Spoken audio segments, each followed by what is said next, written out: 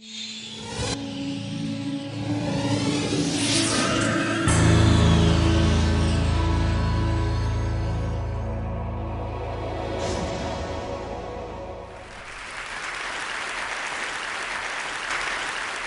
I'm here to tell you that we have a problem with boys, and it's a serious problem with boys. Their culture isn't working in schools, and I'm going to share with you ways that we can think about overcoming that problem. First, I want to start by saying this is a boy, and this is a girl, and this is probably stereotypically what you think of as a boy and a girl.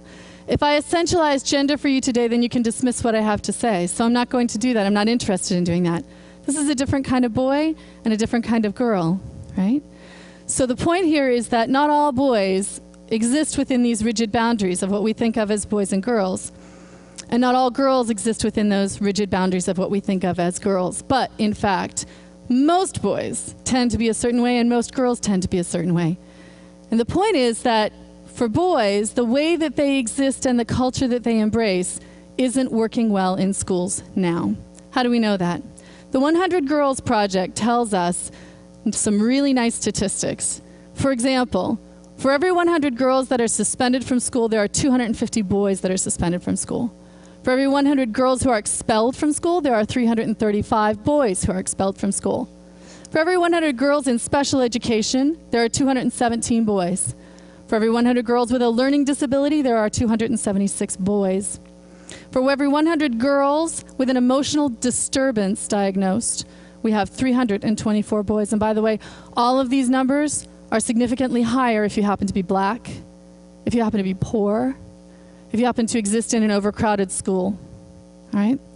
And if you are a boy, you're 4 times as likely to be diagnosed with ADHD, attention deficit hyperactivity disorder. Now, there is another side to this. And it is important that we recognize that women still need help in school, that salaries are still significantly lower, even when controlled for job types, and that girls have continued to struggle in math and science for years. That's all true. Nothing about that prevents us from paying attention to the literacy needs of our boys between ages 3 and 13. And so we should. In fact, what we ought to do is take a page from their playbook, because the initiatives and programs that have been set in place for women in science and engineering and mathematics are fantastic. They've done a lot of good for girls in these situations, and we ought to be thinking about how we can make that happen for boys too in their younger years. Even in their older years, what we find is that there's still a problem. When we look at the university, 60% of baccalaureate degrees are going to women now, which is a significant shift. And in fact, university administrators are a little uncomfortable about the idea that we may be getting close to 70% female population in universities. This makes university administrators very nervous because girls don't want to go to schools that don't have boys. And so we're starting to see the establishment of men's centers and men's studies to think about how do we engage men in their experiences in the university. If you talk to faculty, they may say, yeah, well, they're playing video games and they're gambling online all night long and they're playing World of Warcraft, and that's affecting their academic achievement, right? Guess what? Video games are not the cause. Video games are a symptom. They were turned off a long time before they got here, all right? So let's talk about why they got turned off when they were between the ages of 3 and 13. There are 3 reasons that I believe that boys are out of sync with the culture of schools today. The first is zero tolerance, right? Kindergarten teacher I know, her son donated all of his toys to her. And when he did, she had to go through and pull out all the little plastic guns, right? You can't have plastic knives and swords and axes and all that kind of thing in a kindergarten classroom. What is it that we're afraid that this young man is going to do with this gun? I mean, really, you know? But here he stands as testament to the fact that you can't roughhouse on the playground today. Now, I'm not advocating for bullies. I'm not suggesting that we need to be, allowing guns and knives into school. But when we say that an Eagle Scout in a high school classroom who has a locked parked car in the parking lot and a penknife in it has to be suspended from school, I think we may have gone a little too far with zero tolerance. Another way that zero tolerance lives itself out is in the writing of boys. In a lot of classrooms today, you're not allowed to write about anything that's violent. You're not allowed to write about anything that has to do with video games. These topics are banned. Boy comes home from school and he says, I hate writing. Why do you hate writing, son? What's wrong with writing? Now I have to write what she tells me to write. Okay, well, what is she telling you to write? Poems. I have to write poems. And little moments in my life. I don't want to write that stuff. All right, well, what do you want to write? What do you want to write about? I want to write about video games. I want to write about leveling up. I want to write about this really interesting world. I want to write about a tornado that comes into our house and blows all the windows out and ruins all the furniture and kills everybody. Right? Okay. You tell a teacher that, and they'll ask you in all seriousness, should we send this child to the psychologist? And the answer is no, he's just a boy. He's just a little boy. All right? It's not okay to write these kinds of things in classrooms today. So that's the first reason. Zero tolerance policies and the way they're lived out.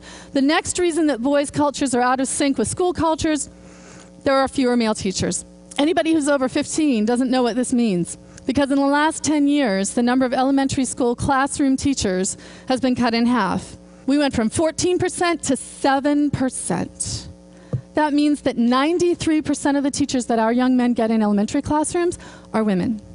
All right? Now, what's the problem with this, right? Women are great. Yep, absolutely. But male role models for boys that say it's all right to be smart. They've got dads, they've got pastors, they've got Cub Scout leaders, but ultimately, 6 hours a day, 5 days a week, they're spending in a classroom. And most of those classrooms are not places where men exist. And so they say, I guess this really isn't a place for boys. This is a place for girls. And I'm not very good at this, so I guess I'd better, go play video games or get into sports or something like that, because I obviously don't belong here. Men don't belong here, that's pretty obvious. So that may be a very direct way that we see it happen. But less directly, the lack of male presence in the culture, you've got a teacher's lounge and they're having a conversation about Joey and Johnny who beat each other up on the playground. What are we going to do with these boys? The answer to that question changes depending on who's sitting around that table. Are there men around that table? Are there moms who've raised boys around that table? You'll see that the conversation changes depending upon who's sitting around the table. Third reason that boys are out of sync with school today. Kindergarten is the old second grade, folks. We have a serious compression of the curriculum happening out there. When you're 3, you better be able to write your name legibly, or else we'll consider it a developmental delay. By the time you're in first grade, you should be able to read paragraphs of text with maybe a picture, maybe not, in a book of maybe 25 to 30 pages. If you don't, we're probably going to be putting you into a Title I special reading program. And if you ask Title I teachers, they'll tell you they've got about 4 or 5 boys for every girl that's in their program in the elementary grades. The reason that this is a problem is because the message that boys are getting is you need to do what the teacher asks you to do all the time, all right? The teacher's salary depends on No Child Left Behind and Race to the Top and accountability and testing and all of this. So she has to figure out a way to get all of these boys through this curriculum, and girls. This compressed curriculum is bad for all active kids. And what happens is she says, please, sit down, be quiet, do what you're told, follow the rules, manage your time, focus, be a girl. That's what she tells them. Indirectly, that's what she tells them. And so this is a very serious problem. Where is it coming from? It's coming from us. Right? We want our babies to read when they are 6 months old. Have you seen the ads? We want to live in Lake Wobegon where every child is above average, right?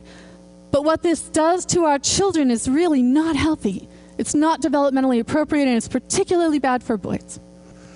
So what do? We need to meet them where they are. We need to put ourselves into boy culture. We need to change the mindset of acceptance in boys in elementary schools. More specifically, we can do some very specific things. We can design better games. Most of the educational games that are out there today are really flashcards, right? They're glorified drill and practice. They don't have the depth, the rich narrative that really engaging video games have that the boys are really interested in. So we need to design better games. We need to talk to teachers and parents and school board members and politicians. We need to make sure that people see that we need more men in the classroom. We need to look carefully at our zero tolerance policies. Do they make sense? We need to think about how to uncompress this curriculum if we can, trying to bring boys back into a space that is comfortable for them. All of those conversations need to be happening. There are some great examples out there of schools that the New York Times just talked about. A school recently, a game designer from the New School put together a wonderful video gaming school, right? But it only treats a few kids. And so this isn't really very scalable. We have to change the culture and the feelings that politicians and school board members and parents have about the way we accept and what we accept in our schools today. We need to find more money for game design because good games, really good games, cost money, and World of Warcraft has quite a budget. Most of the educational games do not. Where we started, my colleagues, Mike Petner, Sean Vashaw, and myself, we started by trying to look at the teachers' attitudes and find out how do they really feel about gaming? What do they say about it? And we discovered that they talk about the kids in their school who talk about gaming in pretty demeaning ways. They say, oh yeah, they're always talking about that stuff. They're talking about their little action figures and their little achievements or merit badges or whatever it is that they get, you know, and they're always talking about this stuff. And they say these things as if it's okay, but if it were your culture, think of how that might feel. It's very uncomfortable to be on the receiving end of that kind of language. They are nervous about anything that has anything to do with violence because of the zero tolerance policies. They are sure that parents and administrators will never accept anything. So we really need to think about looking at teacher attitudes and finding ways to change the attitudes so that teachers are much more open and accepting of boy cultures in their classrooms. Because ultimately, if we don't, then we're going to have boys who leave elementary school saying, well, I guess that was really just a place for girls. It wasn't for me, you know, so I've got to do gaming or I've got to do sports. If we change these things, if we pay attention to these things and we re-engage boys in their learning, they will leave the elementary schools saying, I'm smart. Thank you.